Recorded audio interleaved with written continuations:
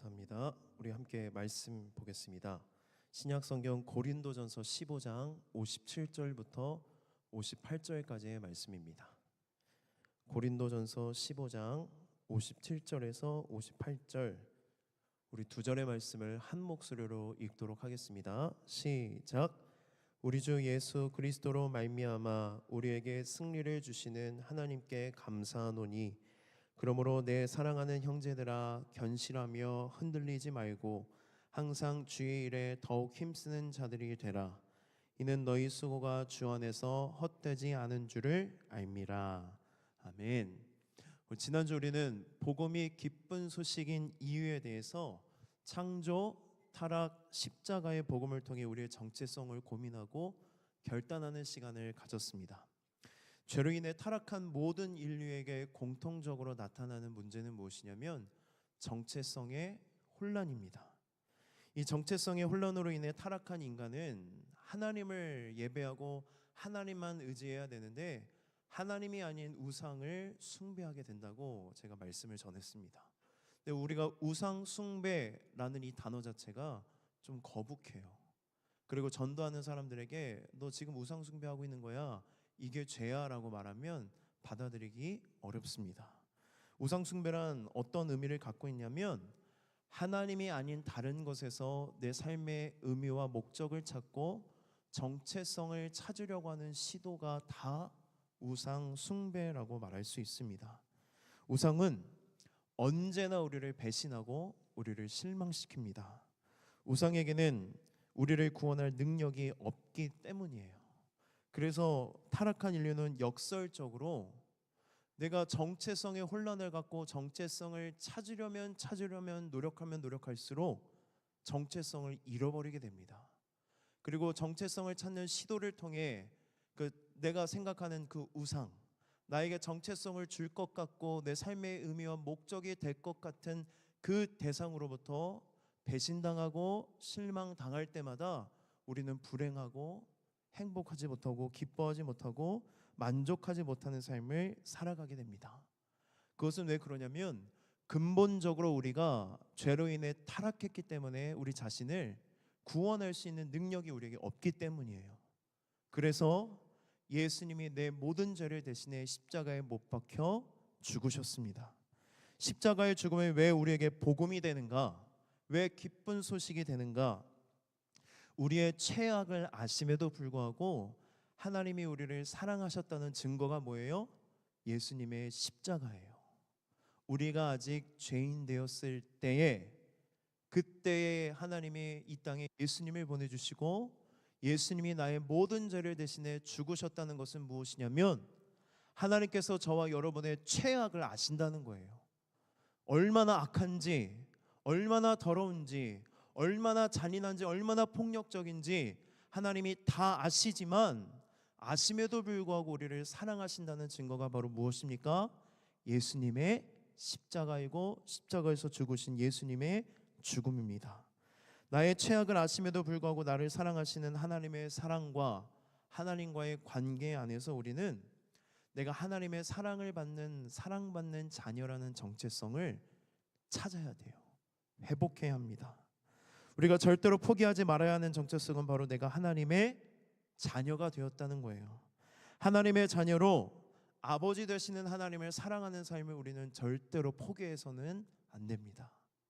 하나님의 자녀로서 아버지 되시는 하나님의 말씀을 따라 살아가지 않고 그게 부담이 되고 어려움이 되어서 그 하나님의 뜻을 따르는 삶을 포기해서는 안 돼요.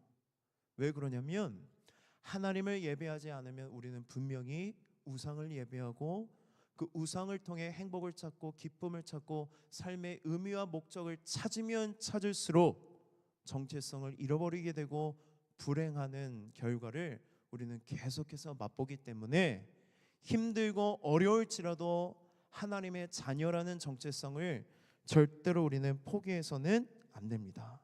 그럼 여러분 한번 묻겠습니다. 한 주간의 삶을 돌아보십시오. 한 주간 만나는 사람들, 하는 일, 내가 있는 곳에서 하나님의 자녀라는 정체성답게 살아가셨습니까? 못 살아가셨습니까? 어떠세요? 잘 사셨어요? 못 사셨어요? 잘 사신 분들도 있고 그렇게 잘 사지 못한 분도 있을 것입니다. 여러분, 넘어지고 깨지고 실패해도 괜찮습니다. 그래서 하나님이 여러분들을 다시 이 예배의 자리, 은혜의 자리로 부르신 거예요. 왜 부르셨습니까? 오늘 다시 하나님의 은혜를 깨닫고 은혜로 충만해져서 다시금 하나님의 자녀로 살아갈 수 있는 정체성을 채워주시고 세워주는 시간이 바로 하나님을 예배하는 시간이기 때문입니다. 저는 여러분을 믿지 않습니다. 여러분들이 이렇게 말씀을 듣고 한 주간 살아올 때에 하나님의 자녀답게 살 거라는 기대가 없어요. 근데 저는 누구를 믿냐면 여러분을 하나님의 자녀답게 살아가게 하실 하나님을 믿습니다. 그래서 하나님이 저와 여러분이 날마다 넘어지고 깨지고 실패하지만 다시 예배의 자리로, 은혜의 자리로 부르시는 이유가 여기에 있습니다. 그래서 오늘도 부활과 재림이라는 복음을 말씀을 전할 텐데 이 말씀의 의미를 깨달아 하나님의 자녀답게 세워지는 정체성을 다시 한번 찾고 이 부활과 재림이라는 복음이 나에게 기쁜 소식이 되어 삶에서 살아내는 저와 여러분이 되기를 소망합니다.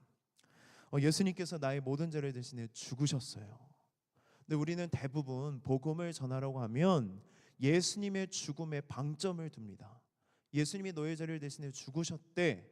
그리고 그 이후에 뭘 생략하냐면 부활과 예수님의 다시 오심, 재림에 대해서 잘 이야기를 하지 않아요.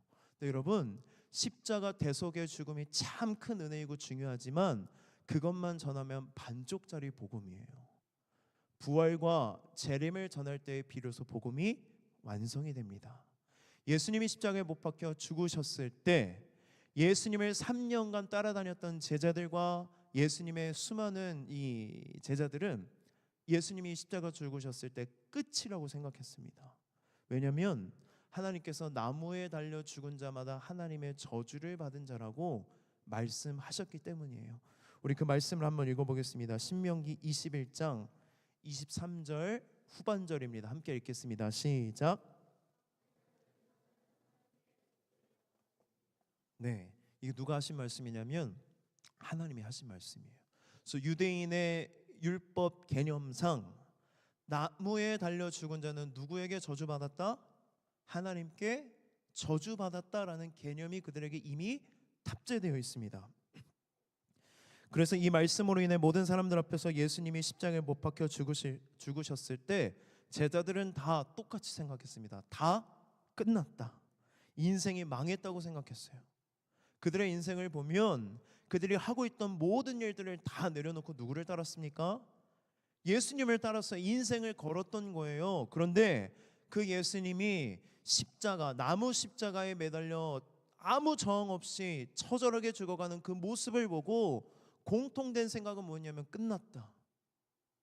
예수님이 저렇게 끌려가서 십자가에 못 박여 죽었다면 그들을 따랐던 우리들도 다 죽게 될 것이다. 내 인생 끝났다, 망했다라고 그들은 생각했습니다.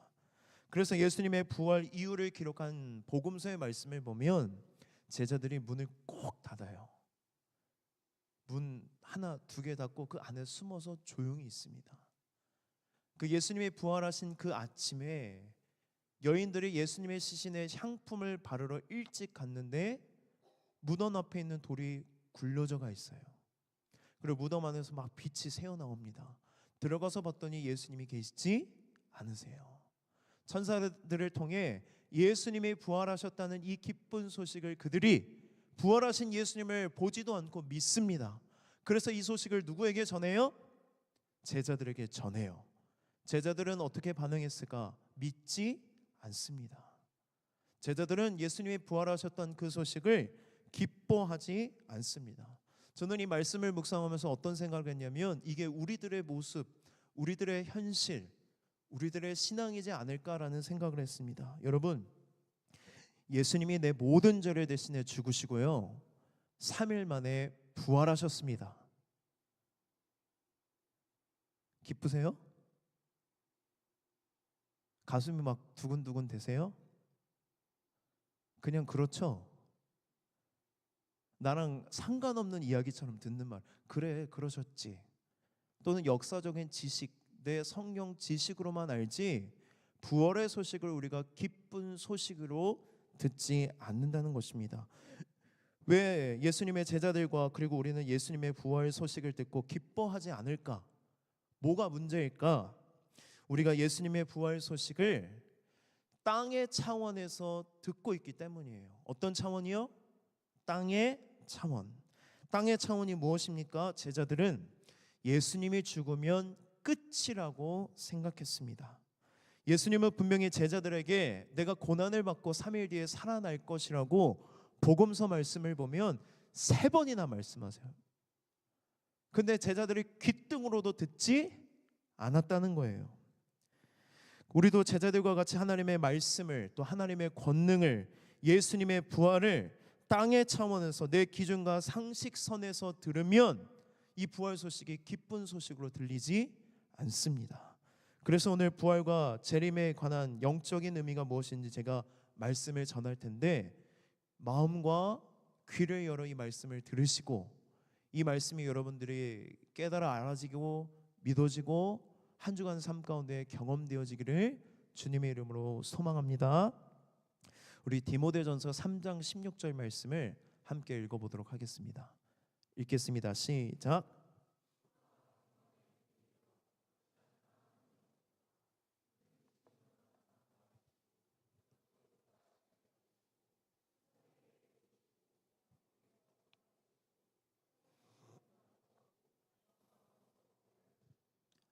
아멘. 말씀을 잠깐 띄워주시면 크도다 경건의 비밀이여라고 하면서 예수님이 육신으로 나타난 바 되시고 영으로 의롭다 하심을 받았다라고 바울이 디모데에게 편지를 쓰면서 이야기합니다. 영으로 의롭다 하심을 받았다는 이 말씀의 의미가 뭘까? 예수님께서 죽음에서 부활하실 때 성령으로 말미암아 예수님이 의롭다라고 선포되었다는 뜻입니다. 그렇다면 여러분, 왜 예수님이 부활을 통해 의롭다함을 선포되셔야만 했을까요? 그 이유는 무엇이냐면 예수님이 죽으셨기 때문입니다. 성경은 죄의 삭은 사망이요라고 이야기합니다. 그리고 로마서 말씀을 보면 한 사람 아담의 죄로 말미암아 이 세상에 사망이 들어왔다고 말씀해요. 그런데 여러분, 만약에 예수님이 죽으시고 부활하시지 않는다면 어떤 문제가 생길까요? 큰 문제가 생겨요. 죄의 삭은 사망이요. 한 사람 아담의 죄로 말미암아 이 세상에 사망이 들어왔는데 예수님이 그 죄를 대신해 죽으시고 그냥 죽음으로 끝났다면 어떤 문제가 생기냐면 예수님의 죽음은 헛된 죽음이 됩니다. 심각하게 말하면 그냥 개죽음이에요. 무슨 의미냐? 예수님이 그저 자신의 죄 때문에 죽은 것이 됩니다.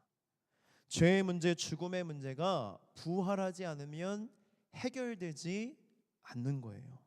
그래서 하나님은 예수님을 다시 살리십니다.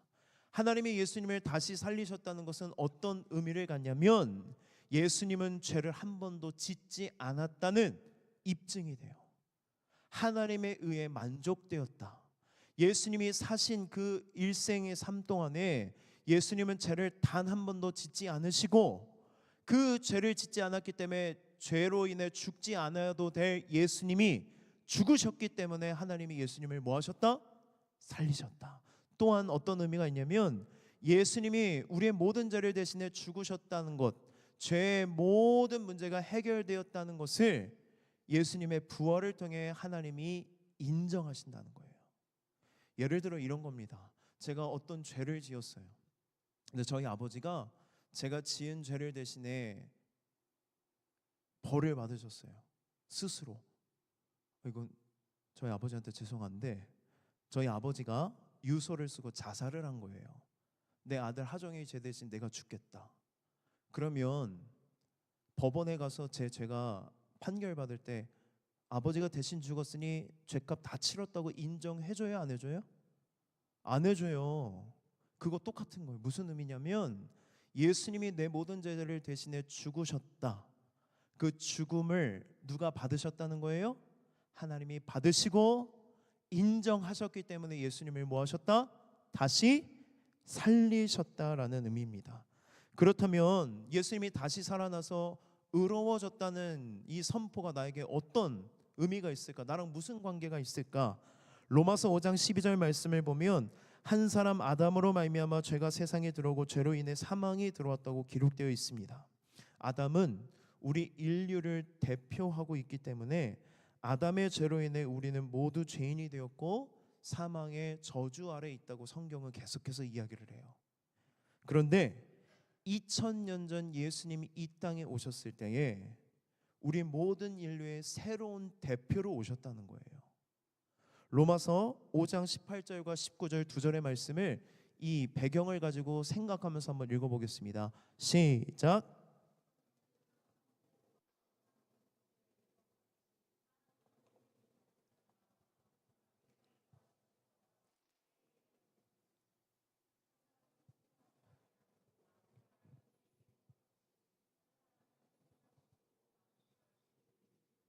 아멘. 바울이 지금 한 사람과 한 사람을 대조하고 있어요.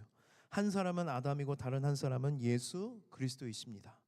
아담이 선악을 알게 하는 나무의 열매를 먹어서 모든 사람을 죄와 사망으로 이끌었지만 2000년 전 우리의 대표로 새롭게 오신 예수님이 나를 대신해 의로운 삶을 사시고 나를 대신해 모든 죄값을 다 십자가에서 못 박아 죽으심으로 해결하셨다는 것을 우리는 이 말씀을 통해 알 수 있습니다. 그래서 새로운 대표이신 예수님이 한 의로운 행위로 많은 사람을 의롭다 여기게 했다고 하는데 그 한 의로운 행위가 무엇이냐면 예수님의 십자가 죽음뿐만이 아니라 예수님이 하신 모든 말씀, 예수님이 하신 모든 사역, 예수님이 하신 모든 행위가 한 의로운 행위라는 것입니다. 예수님께서 우리를 대신해 우리가 살아야 할 의로운 삶을 누가 사셨어요? 예수님이 사셨어요. 그러니까 예수님이 사신 삶을 누가 살기를 바라세요? 하나님의 자녀들이 그렇게 살기를 바라시는 거예요. 너희들이 자녀라면 내 아들 누구처럼 살아야 돼? 예수님처럼 살아야 돼. 죄를 한 번도 지면 안 되고 내가 말하는 대로 내 뜻대로 평생 살아가야 돼. 이게 누구의 기준이냐면 하나님의 기준입니다. 근데 우리가 이 하나님의 기준을 만족해 드릴 수 있어요, 없어요? 우리? 없어요. 그래서 누가 대신하셨다? 예수님이 대신하셨다는 것입니다. 아담이 순종하지 않아서 우리 모두가 죄인이 된 것 같이 예수님이 순종하심으로 우리 모두가 다 의인이 되었다는 거예요. 이해가 되세요? 하나님, 이 말씀 유대인들의 개념 속에는 뭐가 있냐면 첫 번째 것은 하나님의 것이라는 게 있어요. 첫 것을 드린다. 왜 첫 것을 드릴까? 그건 뭐냐면 대표성을 띠기 때문이에요. 아담은 첫 번째 인류잖아요. 아담이 우리의 대표인데 그 대표인 아담이 죄를 지었기 때문에 그 이후로부터 탄생하는 모든 이들이 다 죄인으로 태어납니다. 그런데 2000년 전 예수님이 이 땅에 오심으로 새로운 대표가 되셔서 예수님이 우리를 대신해 의로운 삶을 사시고 우리 죄를 대신해 죽으시고 우리를 위해 부활하심으로 이것을 믿는 자들을 하나님이 어떻게 여기신다? 의롭게 여기신다. 예수님이 하신 일이 내 일이 되는 거예요. 우리가 그 일을 했어요, 안 했어요? 안 했잖아요. 그런데 예수님을 믿으면 그 일이 누구의 일이 되게 하신다? 내 일이 되게 하신다. 그래서 하나님이요, 예수님을 믿으면 여러분들의 삶을 볼 때에 누구로 보시냐면 예수님으로 보신다는 거예요. 예수님이 하신 일 그대로 내가 했다고 인정하신다는 것입니다. 로마서 4장 25절 말씀을 보면 이렇게 기록되어 있습니다. 우리가 범죄한 것 때문에 내줌이 되고 또한 우리를 의롭다 하시기 위하여 살아나셨다. 할렐루야. 예수님이 십자가에서 죽으시고 부활하셔서 예수님이 의롭게 되었다는 것이 왜 우리에게 중요하냐? 예수님의 의로움이 곧 나의 의로움이 되기 때문입니다. 그렇다면 예수님의 부활로 인해 의로워진 우리의 삶 가운데에 어떤 은혜가 있을까? 부활 신앙으로 산다는 것은 어떤 삶일까? 여러분, 부활의 능력은요, 우리의 과거와 현재와 미래에 지대한 영향을 끼칩니다. 잘 알아야 돼요. 제가 이전에 부흥회 때에 재밌는 예화를 들었는데, 부흥 강사 목사님이 어떤 한 시골 교회에 부흥회를 인도하러 가셨어요. 근데 부흥회를 인도하려고 이렇게 단에 섰는데 목사님이랑 사모님 두 분만 있고 교인들이 아무도 없는 거예요. 그래서 목사님이 왜 없냐 그랬더니, 오늘 그날 이 마을에 되게 유명한 무당이 와서 구판을 벌이는데 사람들이 다 보러 갔다는 거예요. 목사님이 그래서 뭐라고 말씀하셨냐면, 그럼 우리도 거기 한번 구경 가보자. 그래서 집회를 안 하고 그렇게 목사님 부부가 집회가 아니죠, 구판에 놀러 가셨대요. 근데 막 하는데 무당이 뭐가 잘 안 되더래요. 그러면서 그 무당이 뭐라고 이야기했냐면, 여기 가장 큰 신을 모시는 사람들이 와서 자기가 모시는 신이 힘을 잃는다는 거예요. 가장 큰 신이 누구예요? 하나님. 그 하나님. 제가 이 이야기를 왜 하냐면, 하나님이 얼마나 크고 놀라우신지를 알지 못하면 아무 소용이 없다는 거예요. 여러분, 이 부활의 능력, 부활 신앙으로 살아간다는 게 우리의 과거와 현재와 미래에 어떤 영향을 주는지 한번 살펴보도록 하겠습니다. 먼저 첫 번째, 예수님의 부활은 우리로 하여금 하나님의 용서하심을 확신하게 합니다. 영국의 한 정신병원 원장이 이런 말을 했다고 해요. 우리 병원에 있는 환자들이 자신이 용서받았다고 확신만 한다면 이 병원에 입원해 있는 사람 중에 절반은 그날부로 퇴원할 것입니다. 무슨 의미예요? 우리는 모두 마음속 어두운 곳에 한두 가지 은밀한 비밀과 은밀한 죄악들을 다 가지고 있습니다. 그 죄악을 들춰내기만 하면 너무나도 수치스럽고 부끄럽고 죄책감 가운데에 살아가는 그 죄악들이 우리 모두에게 다 있다는 것입니다. 그런데 마귀가 그걸 기가 막히게 알아서 계속 내 비밀을 들춰내고 우리를 수치스럽게 여기고 죄책감에 빠져서 우리를 날마다 정죄합니다. 그때 우리가 마귀의 참소에 넘어가게 되면 죄의 노예가 되어 죄와 사망의 권세를 벗어나지 못한다는 거예요. 그런데 여러분, 여기에 복음이 있습니다. 예수님이 내 모든 죄를 대신해 십자가에서 죽으시고 부활하셨다는 것입니다. 모든 죄의 문제가 십자가에서 완전히 해결되었습니다. 그래서 예수님은 죄 사함에 대해서 이야기하면서 반드시 몇 번이나 반복해서 같이 이야기하는 주제가 뭐냐면 화평이에요. 너희들이 죄 사함을 받으면 뭐를 얻게 될 것이다? 화평을 얻게 될 것이다. 왜 너희들의 마음의 평화를 누리지 못하느냐? 거꾸로 생각한다면 죄 사함에 대한 확신이 없기 때문에, 또는 죄를 용서받았지 못했기 때문에 화평을 누리지 못한다는 거예요. 왜 내가 불안해할까? 왜 내가 우울해할까? 왜 내가 두려울까? 왜 염려할까? 걱정할까의 근본적인 원인은 뭐냐면, 내가 모든 죄로부터 용서받았다는 확신이 없기 때문이에요. 여러분, 우리가 왜 화평을 누리지 못하냐면, 죄로 인해 하나님과 관계가 멀어지거나 끊어져 있으면 우리는 평화를 누릴 수가 없습니다. 그리고 죄의 삭은 뭐예요? 사망이에요. 죽음이에요. 죽음의 문제가 해결되지 않는 사람들은 화평을 누릴 수가 없습니다. 그런데 이 죽음의 문제가 해결되고 하나님과의 관계가 화목되어질 때 하나님이 우리에게 주시는 은혜의 선물이 바로 평화와 기쁨이라는 것입니다. 예수님을 믿고 죄사함을 받으면 평화를 경험할 수 있다는 예수님의 말씀이 거짓이 아니라 진리라는 것을 예수님이 뭘로 증명하셨냐면 부활을 통해 증명하셨어요. 예수님께서 나의 죄를 대신해 죽으실 때 하나님의 모든 의가 만족되었습니다. 무슨 의미냐면, 내가 뭘 더 한다고 하나님이 나를 더 사랑하는 것도 아니고, 내가 뭘 더 하지 않는다고 하나님이 나를 사랑하지 않으신다는 것도 아니에요.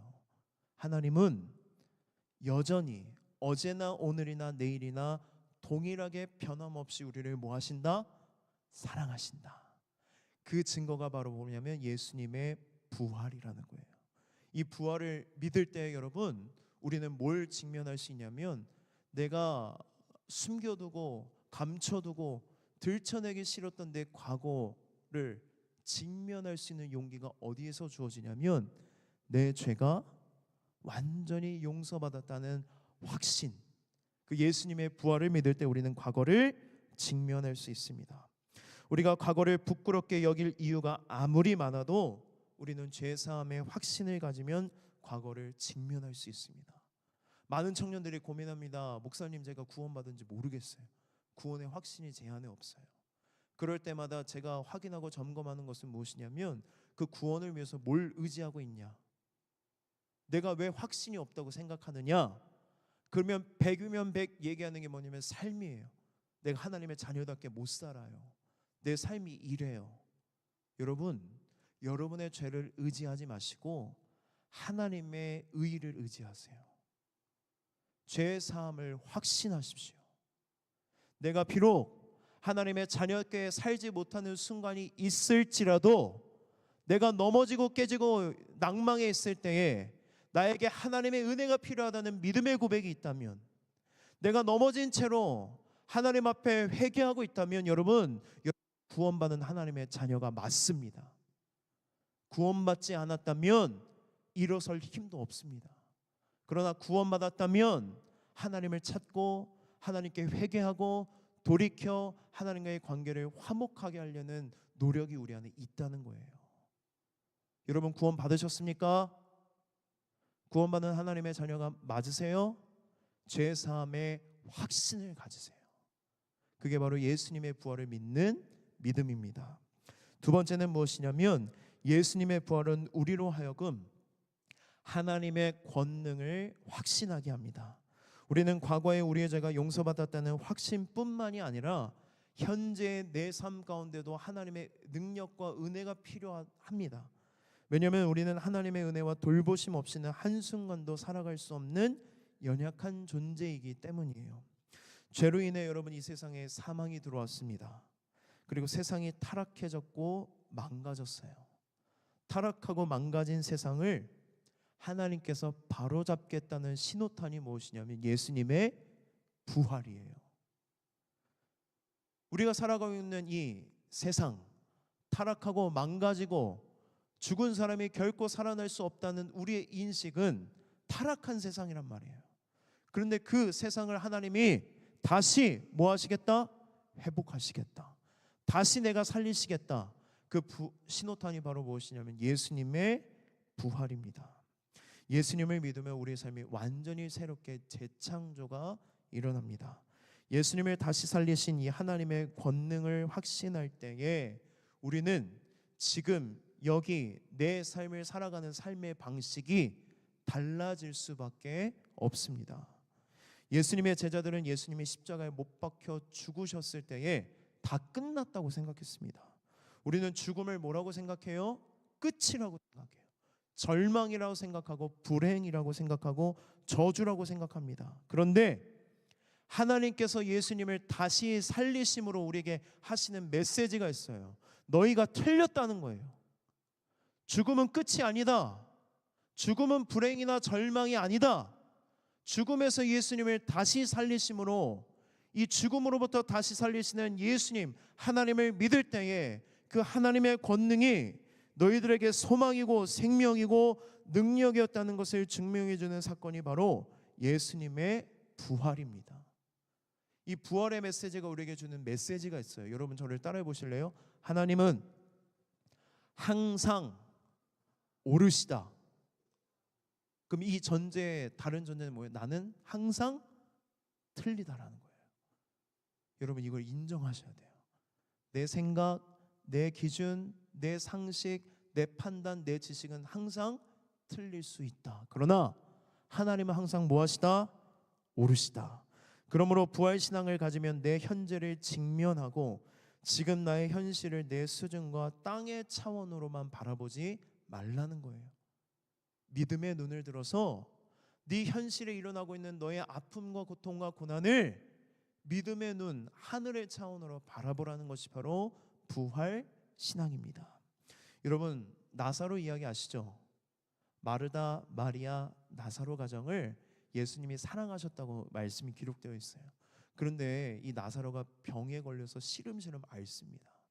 근데 딱 봐도 이게 그냥 나을 병이 아니라는 것을 알고 마리아와 마르다 자매가 예수님께 사람을 보내요.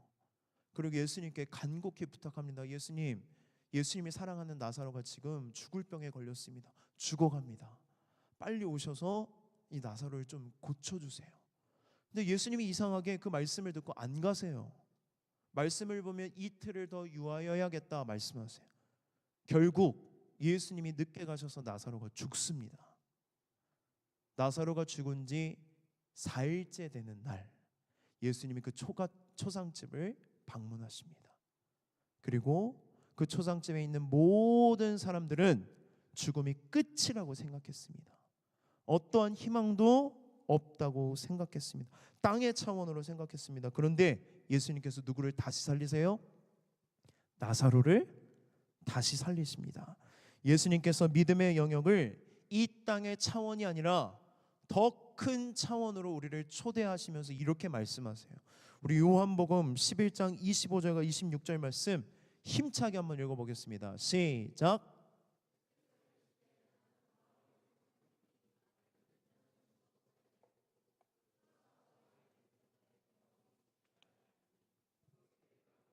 아멘.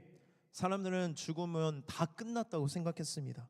죽으면 끝이다, 망했다. 그런데 예수님은 그 끝을 뭘로 만드시냐면 시작으로 만드세요. 어떤 목사님은 이 말씀을 묵상하면서 뭐라고 얘기하셨냐면 죽음을 죽이신 예수님. 멋있죠? 죽음을 뭐 하셨다? 죽이신 예수님. 예수님에게는 끝이 없습니다. 이게 바로 부활의 능력입니다. 이때 마르다와 마리와 제자들은 예수님이 옳다는 것을 깨닫게 됩니다. 여러분, 그러면 이 부활을 우리 삶에 한번 적용해 봅시다. 우리는 얼마나 성급하게 판단하고 결정하는지 모릅니다.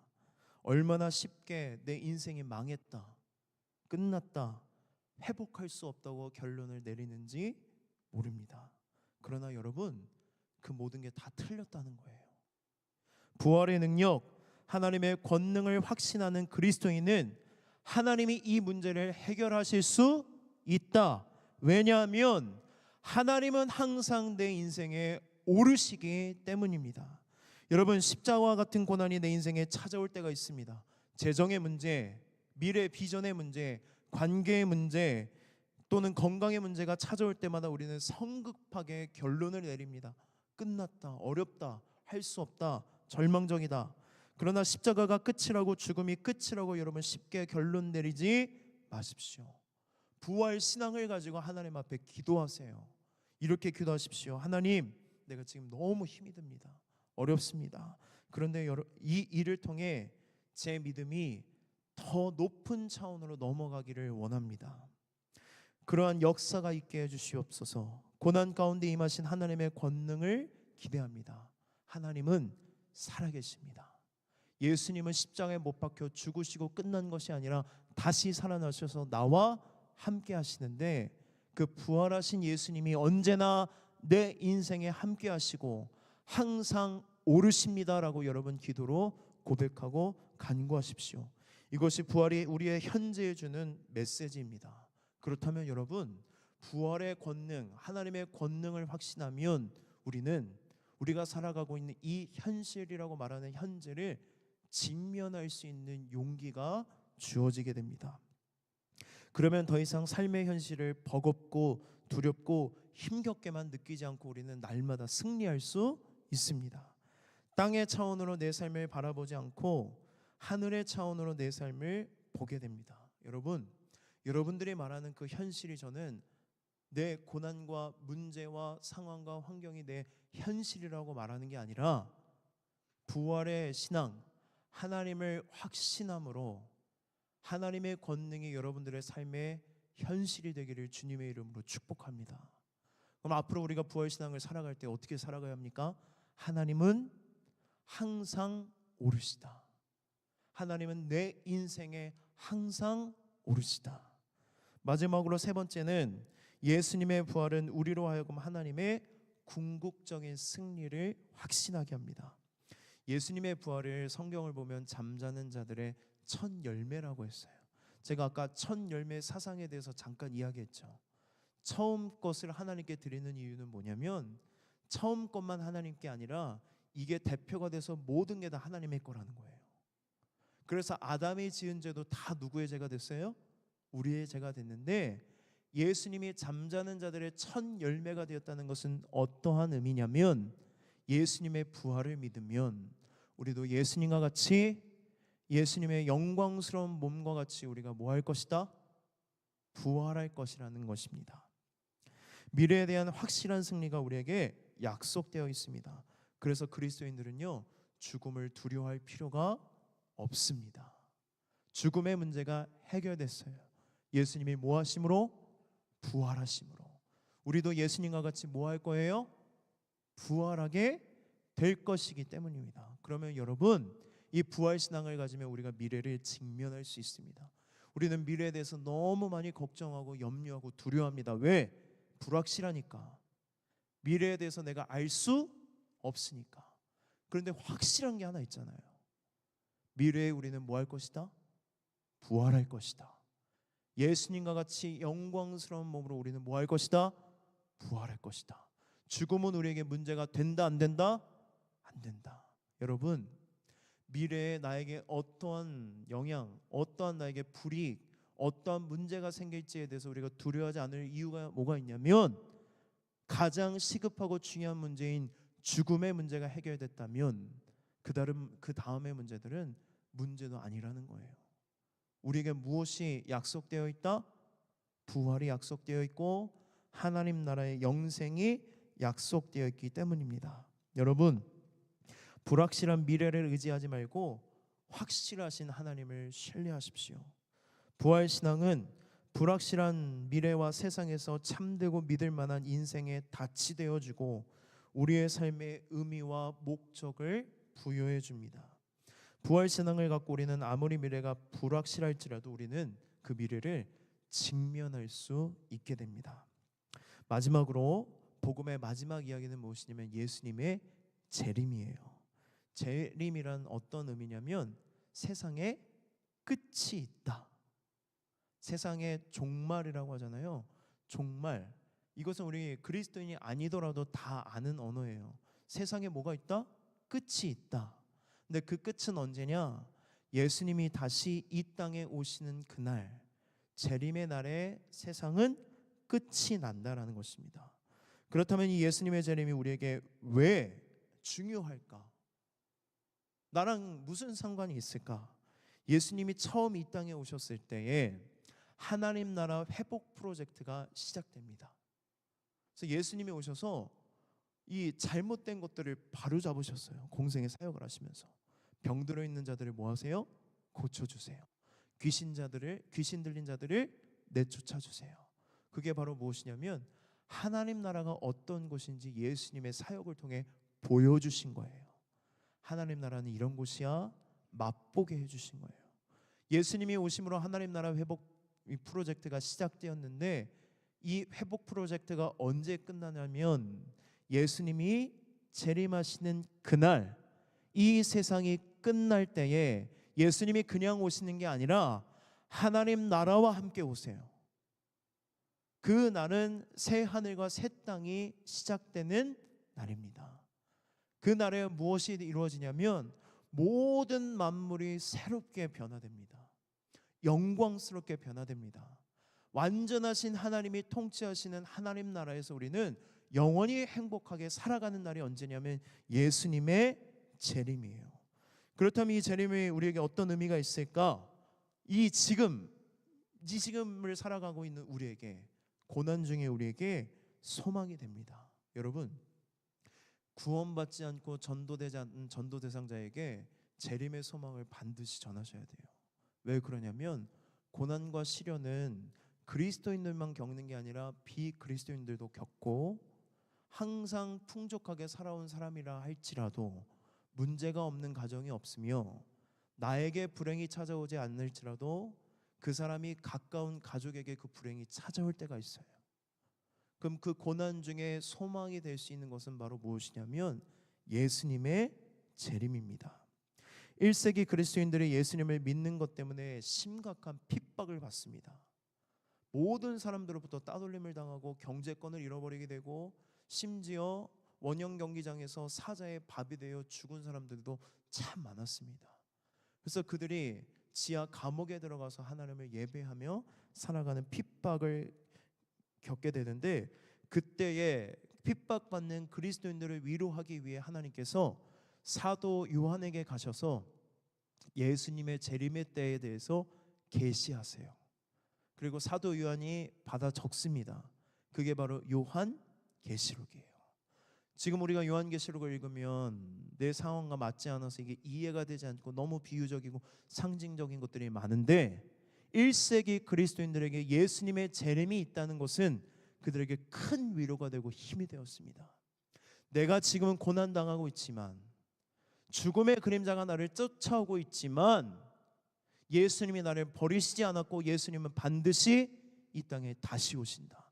그날에 우리는 예수님과 같이 영광스러운 몸으로 부활할 것이라는 소망이 그들에게 위로가 되고 힘이 되었습니다.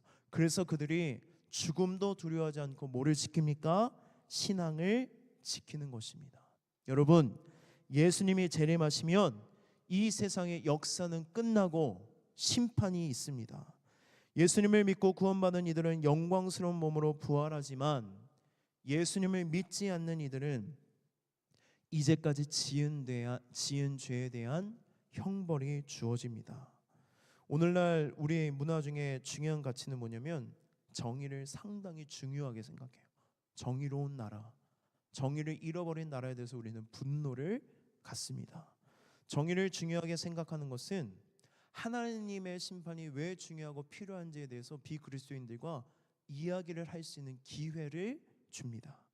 하나님은요, 불의와 부정에 대해서 분노하세요. 그리고 자신을 변호하지 못하고 힘이 없는 약자들의 편에 서주시는 분이 바로 정의롭고 공의로우신 우리 하나님이십니다.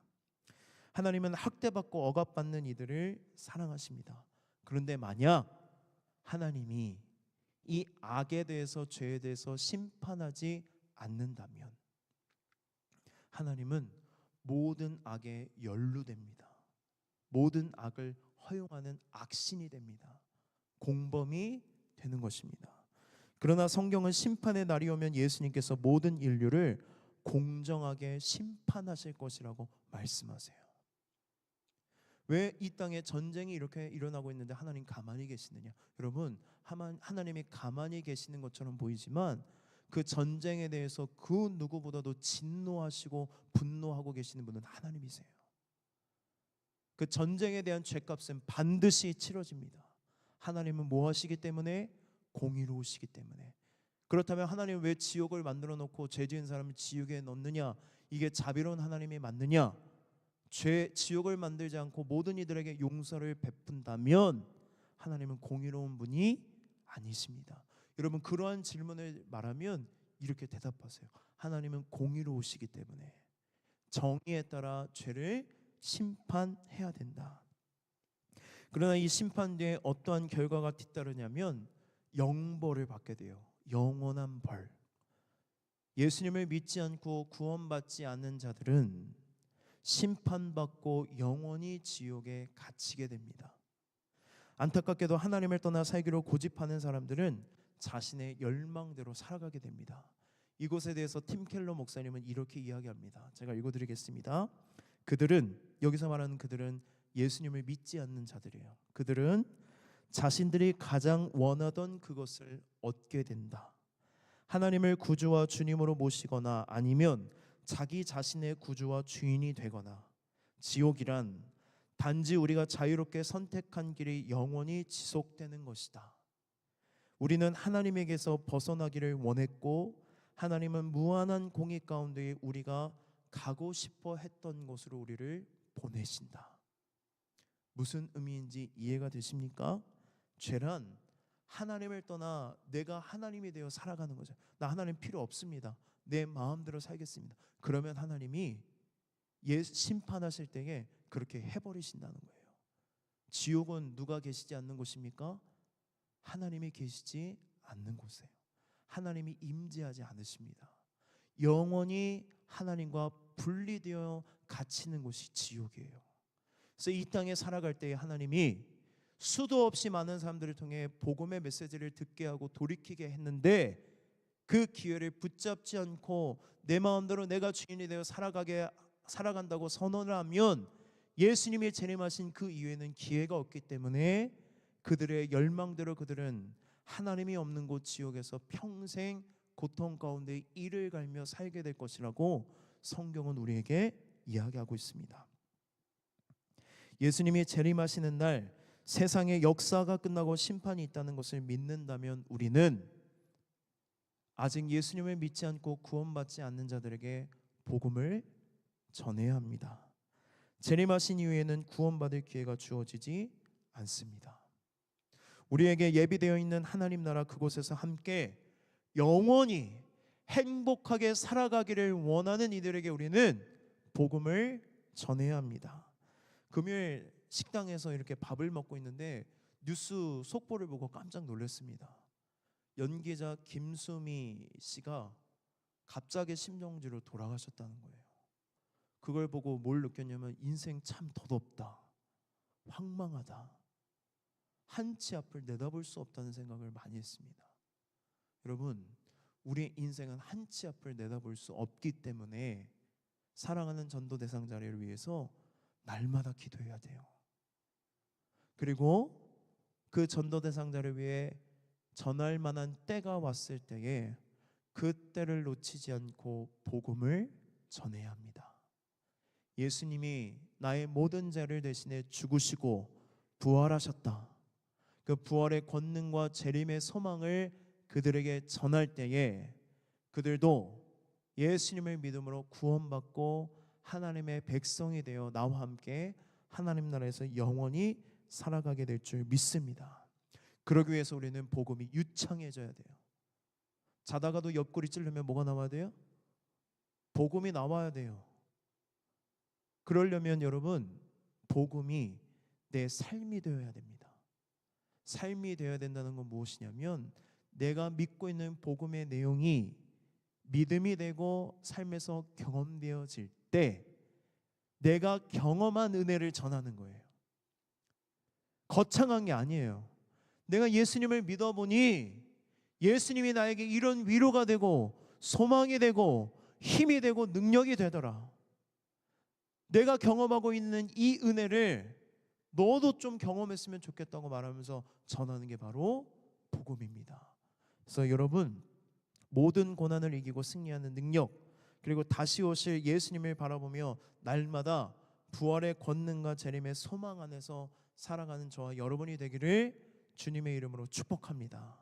그래서 여러분, 오늘 들었던 말씀을 잘 기억하셔서 한 주간 부활의 권능과 재림의 소망으로 살아가며 그 능력을 경험하는 여러분이 되기를 주님의 이름으로 축복합니다.